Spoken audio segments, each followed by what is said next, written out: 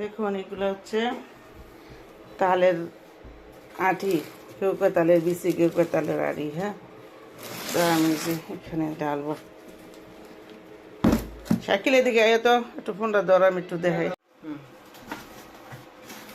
অনেক শক্ত।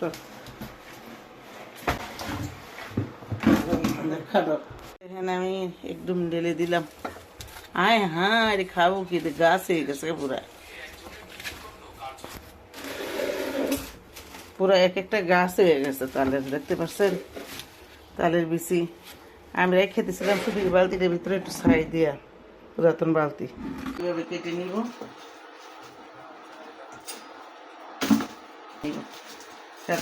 শেষ। আর এগুলো এখন ময়লার বালতি থুয়ে দিলাম। অক্টোপাসের মতো। আচ্ছা, পাকঘরে হাউসের নিচে ফালাই নিয়েছি ছাই টাই, মাটি টাটি। এই অবস্থা। এখন সবগুলো সুন্দর করে ধুয়ে নিব।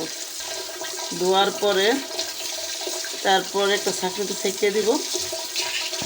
সেঁকে রাখলে পানিটা জ্বললে, ছাঁকনিতে সেঁকে রাখলে পানিটা জ্বললে মানে বড় করে কেটে রেখে ছোটো করে তারপরে এগুলো কাটবো। এখান থেকে এই পর্যন্ত করে করে অর্ধেক করে করে দাও দিয়ে কাটবো। তারপরে কুসুমটা বাই দিব। জানি না ভাগ্যে কি আছে। এগুলো বিকালে আবার কাটবো কি। এখন ধুয়ে গোসল করে নামাজ করে আসবো, তারপরে বিকেলে এগুলো কাটবো, তখন আপনাদের সাথে শেয়ার করবো।